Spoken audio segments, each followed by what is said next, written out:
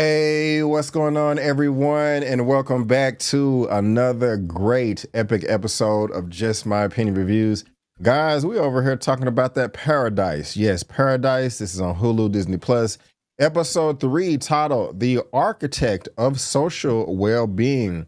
Yes, isolated Xavier seeks answers on his own and cautiously turns to Dr. Gabriel Tarabi. Meanwhile, Billy and Jane feel the pressure from Robinson's investigation. Guys, this is going to be a spoiler-filled recap. Me and my guest are going to spoil it up, down, left, right, in, and out, as if you've already seen it. That is your warning. Like I said, I got my guest, Mr. Lamont. We get life games. How you doing, sir? How you doing? Good. I'm happy to be here. Thankful for any time I get to review a show with you. Let's dive into it. I know some of y'all mad because I be pinpointing this stuff like no other. Here we go with another one. Yes. Here we go. We're going to see how much stuff you did pinpoint. If you love the energy we're giving you guys, follow us on social media. Our handles on the screen. Lamont's information is in the description. And here's his channel. Subscribe. We're going to talk about that later on. Lamont, what did you think about the episode, man? Did you like it? Did you hate it? You in the middle? You loved it? Tell loved us. It. Why did you love it? Why did you love it? Well, first of all, whenever I get predictions about stuff and it comes to fruition, of course I love it.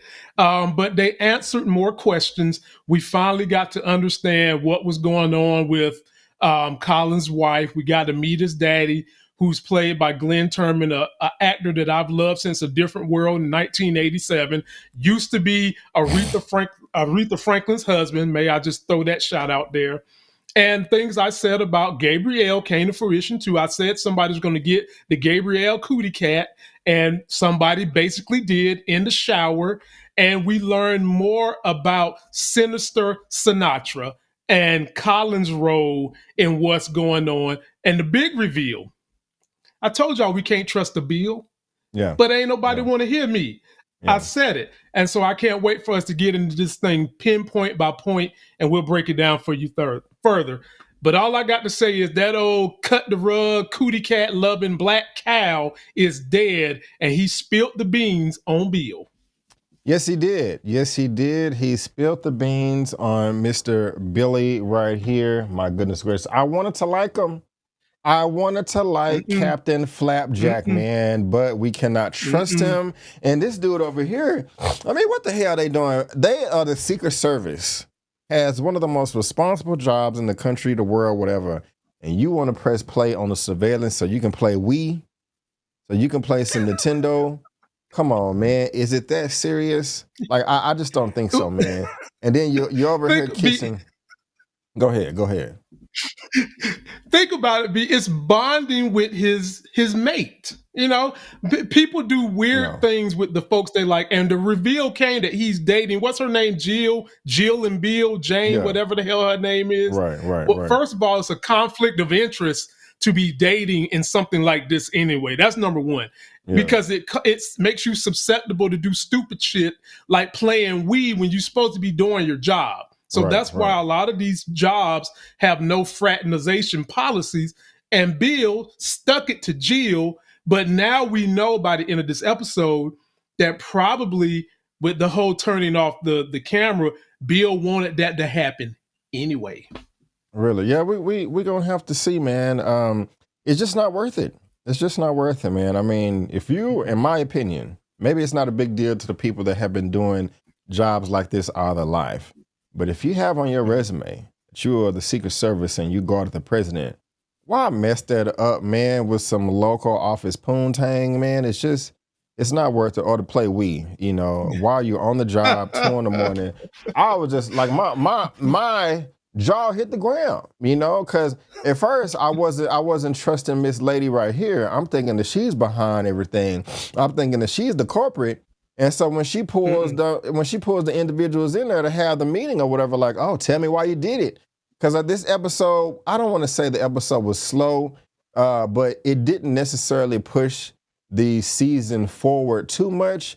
You know, we did get a lot of backstory, which I did appreciate, but you know, as far as pushing the story forward, that didn't come into events until the end of this episode. So when she was confronting them, I was like, hell yeah, okay, the plot is about to thicken. how are they gonna get out of this? And then it was revealed that it was some Nintendo plan. So I don't know. I was just a little annoyed by that up until the very end, to where we actually found out that Bill, does have some things up his sleeve. But going back to her, Lamont, can we trust her? Because when I was watching this episode, I was saying to myself, okay, I think we can trust her, because she is doing some really good acting right now. When the coroner was describing the details of the body, like it was blunt force trauma, there was no defense, there was mud or dirt over here. She was acting pretty well in front of Samantha, Miss Sinatra, and then she went to the bathroom and she started throwing up, vomiting. So I was like, okay, we can 100% trust this woman. She is not going to be going into the bathroom, throwing up in the toilet if nobody's there to watch, if she's not putting on the show. You know what I'm saying? So this is genuine. But then I saw a few seconds later that Sinatra was in the bathroom with her. I think Sinatra was vomiting too. So I was like, oh, wait a minute. I think I want to trust her, but I was like, we can't, it's not as ironclad as I want it to be. It's not 100%, because she could be throwing up in front of Sinatra just to, twist us, pull the veil over our heads. But what do you think, man? Can we trust her, or am I reaching? No, we can 100% trust her. But who we can't trust is that Sinatra. And let me explain to you why it would be easy for both of them to throw up in this situation. If you've never killed a person, and for whatever the reason you kill a person, then you're faced with looking at their body, it can make you sick on your stomach. And one thing that we didn't mention in the last review we did, the president is the first person to die down here after 3 years of being in paradise. No one else has died. He's the first one, which would mean that both of them could be implicated, because this is the first time they both seen someone dead in 3 years, and they might both have had blood on their hands, which makes them vomit to know that they are responsible for someone dying. Now, having said that, the fact that they gave us 2 people throwing up, I think one is culpable and the other one was vomiting because she loved her white slave master that was tagging that ass from the back, which is Collins. Not Collins, Robinson. And so I think she's innocent of this. But Sinister Sinatra, she's got something to do with this, and she was throwing up in there for the wrong reason. Uh-oh. I guess I get to host the show because B. Avery is gone, ladies and gentlemen. My bad. I was muted. And you can hear me now. Can you hear me now? I think we're good to go. Yeah, we can hear you now. Okay, my fault. Yeah. My fault. What do you think about Miss Gabriella? Do you like her? I like her. I want to trust her. Where are you at on that, man? Where are you at on that? She has some nice eyes too. You know, I was feeling Gabriella last episode when I said I want to use, like, you want to see what's up her sleeve, and I said I want to see what's down her shirt, and we got to see what's down that shirt. However, it says something about her ego that she is the architect of everything that was put in place to create a social environment, a psychological environment. And the fact that we can now say that it's really her fault that Colin's wife did not get picked to come down here in paradise. And on top of that, it kind of makes you wonder, did she pick Collins because she got to pick everybody? And Collins was her hand pick to be the agent to work with Cal, the president. It makes you wonder, did she have some nefarious intentions for Collins? Because we seen what happened when she took him into that shower. Now, that shower behavior was a 2-part thing. Number one, Gabrielle doesn't trust the surroundings. She thinks there's cameras and devices everywhere, listening to everything. Right. So I do think that one reason she took him in that shower, so that the noise of the shower could drown out what she was saying about Bill. However, I also do think that she has strong feelings for Agent Collins and that she wants to have his next set of kids. But I do think we can trust her. Okay. I was just about to ask you that too. Do you think she actually has feelings for him, or she was just trying to, sneak and tell him something? I think it's both. I think, she was. It's both. Yeah. It's both. I think she definitely was setting herself up for some good time in paradise when she handpicked him. Like, okay, we need him for this because he's smart, but I can Yes. also use him, to get my jollies off as well too. So, I'm Yeah, not. she wanted that mandingo, and I was saying to Yeah. myself, "Girl, like, you got to go in there and clean out that twat, and then you bring him in there with you." And as she was trying to get the mandingo, she was trying to tell him some lingo in the Yes. ear. Yes, in the ear. Let me ask you this, man. How do you think they determined who would play what role in this paradise with this 25,000 people? Because when they were in the coffee shop and the waitress came over, I was like, who determines this?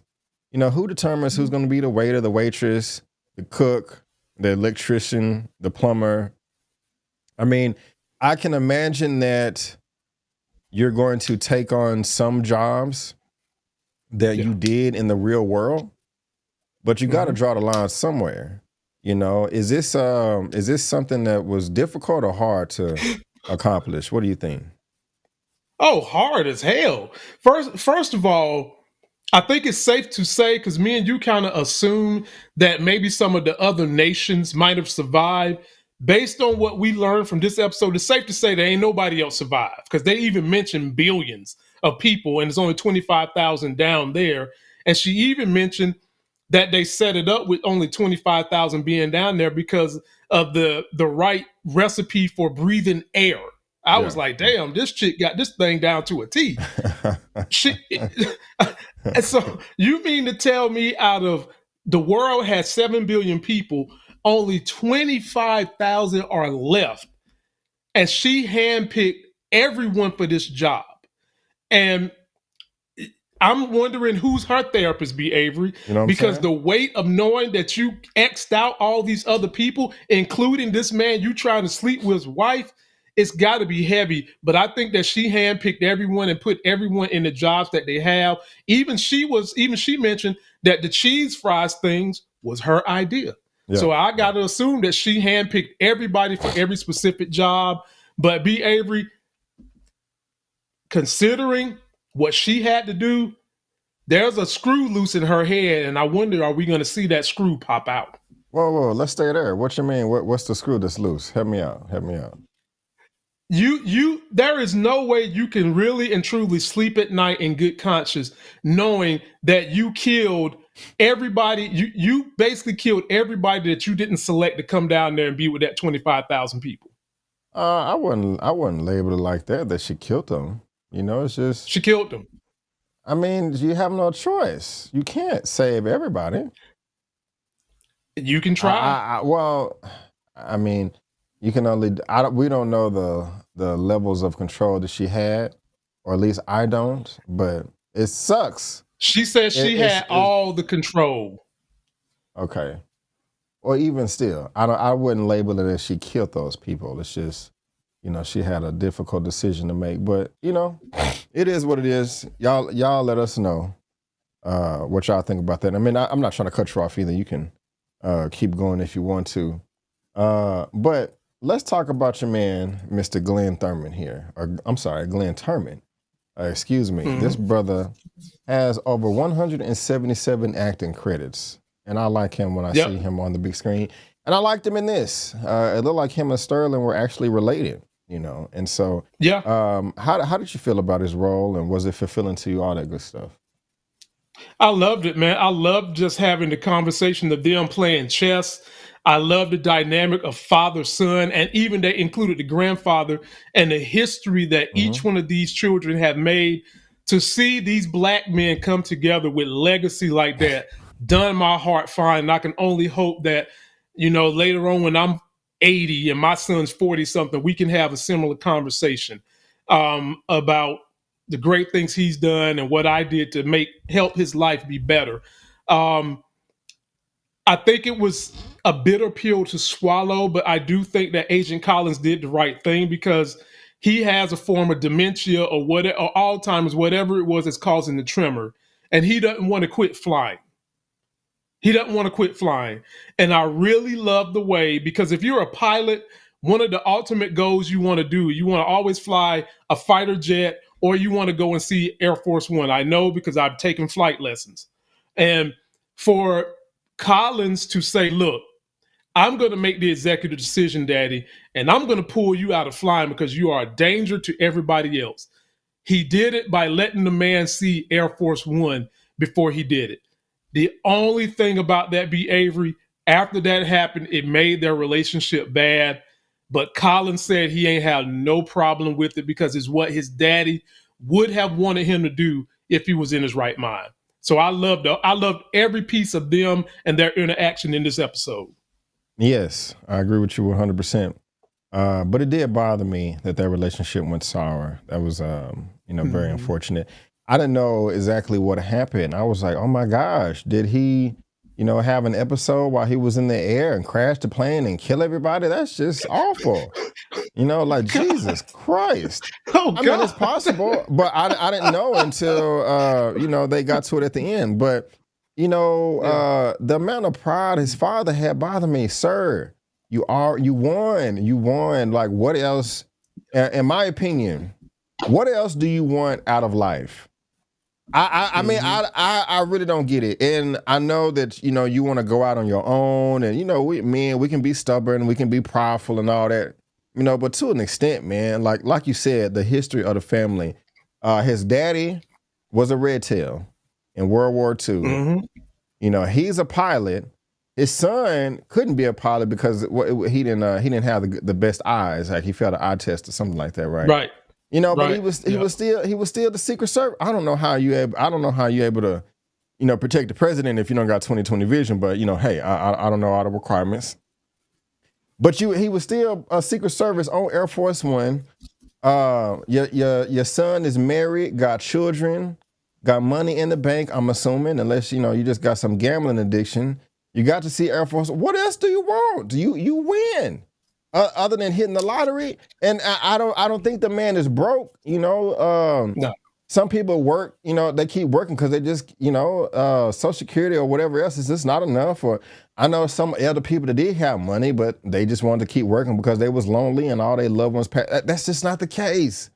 So I was really over here just like, man, this man got 30, 40 plus years on me. So of course there's gonna be some things about life that I just don't understand yet. I'll get there. But I was like, this is silly, man. I can understand you being a little upset about it, but initially, because you want to go out everybody want to go out on their own terms. But for the relationship just to fall apart to where Collins didn't even want to talk about it with Miss Brown Eyes, man, that really broke my heart, man. It really did. So I've had the privilege in my 40-something years of life to work with the elderly, the geriatric population. And one thing that is always troubling for them is they want to keep their freedom, even though their health might be failing them.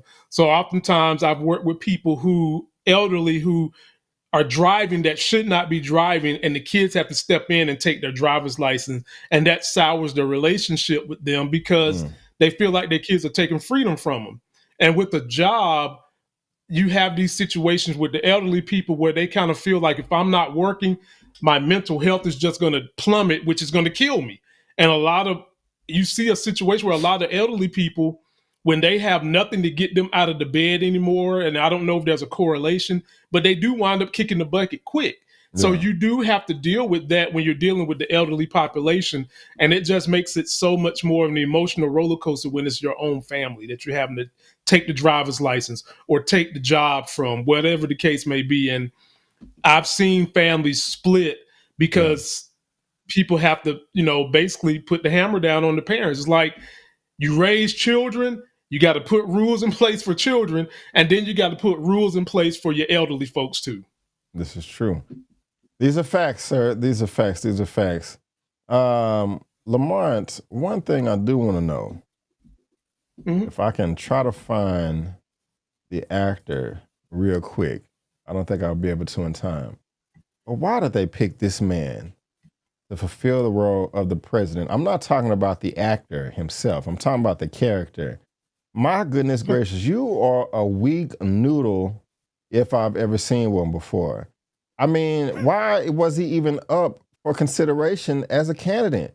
The white bald man, we've seen him before in other TV shows and movies. But for you to have to sit down with your wife and Sinatra and them talk you off the ledge. I'm just like, bro, why did you even sign up for this? Like, what's going on? Am I tripping, bro, or am I making some valid thoughts? So do you know what I'm talking about?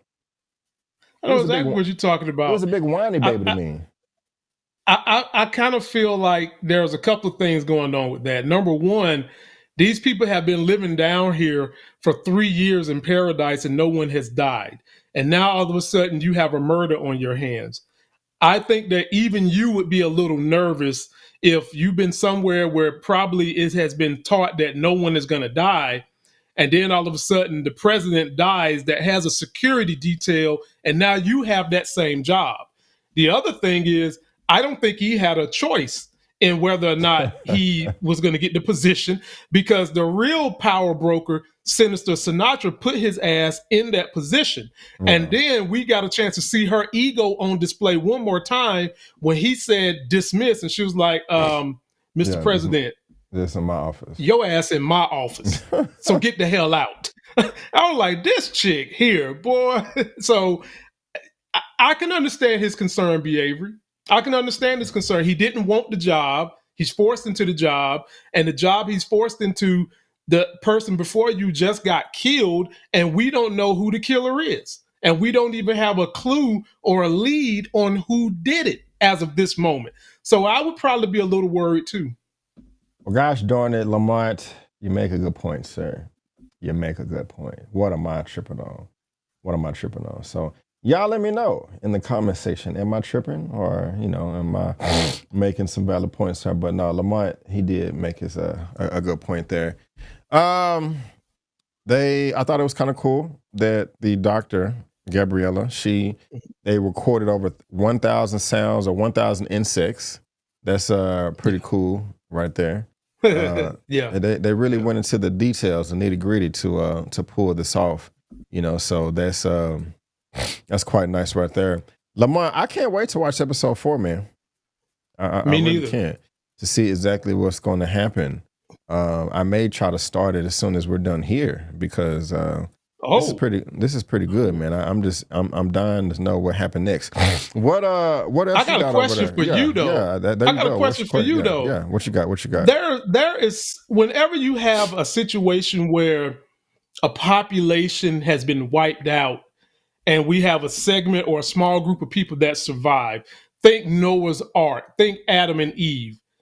There's one thing that they have not talked about in this show, AB that we need to know. What is the plan to repopulate the Earth? Or is there a plan to repopulate the Earth? What is the plan of survival to keep the species going? We haven't heard nothing about that yet. What do you think is going on with that? I don't think that the world is gone. I honestly don't think there's only 25,000 people left. Really? So, yeah, I think they're either hiding that information or they're just unaware. I guess there's another other scenario. So you think that could? Go ahead, you think that could be some information on that missing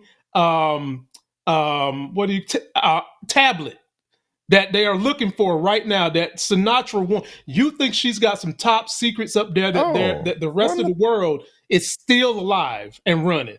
Well, I don't know if it's in the tablet. I know that she has some secrets, but right now I'm just not convinced in general that there's only 25,000 people left on the entire planet. I just don't. I haven't swallowed that pill yet. I just don't. That would be really disappointing to me. If you think Gabrielle is lying too? No, I trust Gabrielle. I trust Gabrielle. Well, because she's the one that says that. I don't know. I want to trust Gabrielle. I don't trust Samantha Sinatra, nor do I want to trust her. But I feel like she does have some secrets. Gabrielle may have some secrets. We know that Billy has some secrets. But right now, yeah, man, I'm just not there yet. As far as there's only 25,000 people left, I think there's more to explore in that arena, or at least I hope there is. Wow. So now, it's kind of hard to comment, like as far as repopulating the Earth, because I'm still think there's some Earth left. So okay. Yeah. Now, if you remember, we discussed this last episode, and I said to you that we might still have Japan and other places alive because the tsunami might not have hit them. Right. But this episode, the way Gabrielle was talking, has made me convinced that this is it. This is the last 25,000. And if this is the last 25,000, what is the plan to repopulate whatever's left? What is the plan to keep the population afloat just in paradise? We got to get to that too. But the more I think about it, Lamont, how can America only be the only, like, how? Like, there's other governments across the world that are smart, capable, and have resources to do the same thing, if not better. Right. You know what I'm saying? Yeah. Like, why would America be the only one that prepare for this doomsday? You know what I'm saying? And if it was like, why would they only want Americans? It seemed like they want maybe 5,000 Americans, 5,000 people from this continent, 5,000 people from this continent, etc. So I just, it can't be, bro. Avery, it can't be. That wouldn't be Avery. You would be thinking that Senator Sinatra believes in DEI, but no. Her ass don't believe in DEI. She believes in MEI, which is bullshit, by the way, ladies. I'm just fucking around. That MEI is straight bull jive. But look, I'm with B. Something is afoul. And I believe that what's afoul is in that tablet. And it could be that Senator Sinatra might have a role in what happened to the rest of the world, and we don't know it.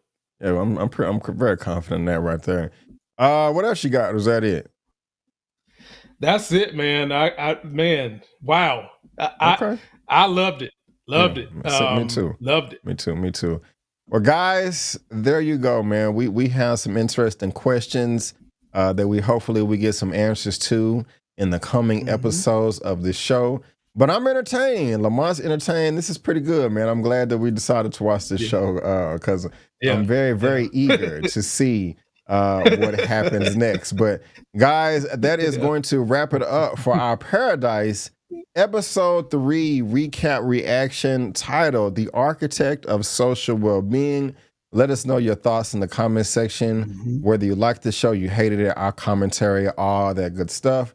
Also, please give Lamont a subscription to his channel. I'm pretty sure he would appreciate it. Let's help this brother get to 400K. Also, subscribe to my channel if you're watching here. You're watching on my channel, Lamont's channel, either of our channels. Just subscribe. We will be here same time, same place for episode 4. But until then, guys, don't forget that I'm B. Avery. That's Lamont, and that's just our opinion. Peace out, and we'll see you next time.